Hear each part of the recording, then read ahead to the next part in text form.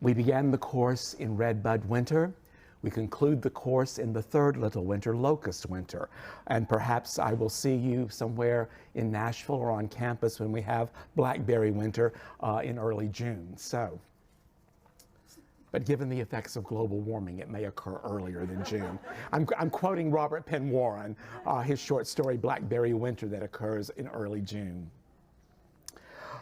We had discussed in our entrance into the Windhover by Hopkins, a sonnet that he addresses to Christ our Lord, how as the speaker catches with his vision the flight of this small European kestrel in the morning Welsh sky, how the bird is first referred to as the minion of the morning, and minion referring to a servant.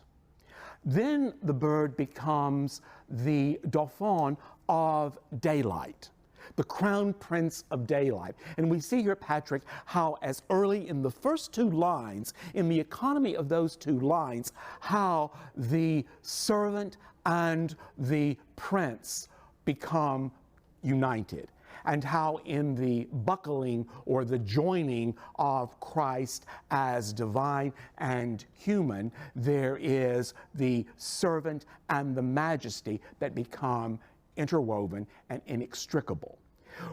The speaker observes the bird as morning's minion, as the crowned prince of daylight, the heir of the king.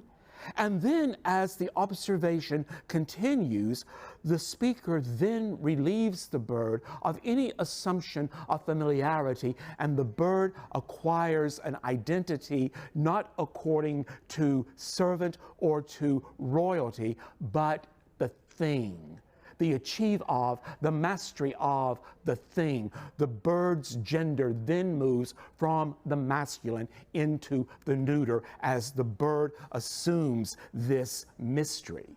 The speaker has drawn analogies to the flight of the bird, but we see the same effect in As Kingfishers Catch Fire. There is a moment in the speaker, in the poet's observation, when metaphor or simile prove to be no longer adequate. As the speaker in the Windhover says, no wonder of it.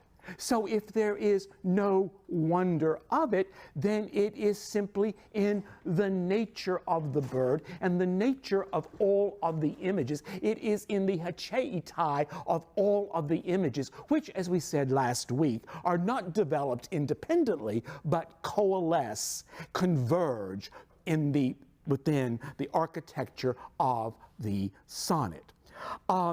We resume with the sestet after the bird has then become the thing.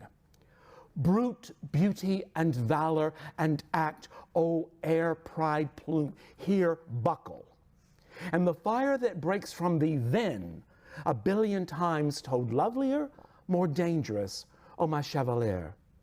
No wonder of it. Sheer plod makes plow down Scythian shine, and blue bleak embers, ah, my dear, fall, gall themselves, and gash gold vermilion.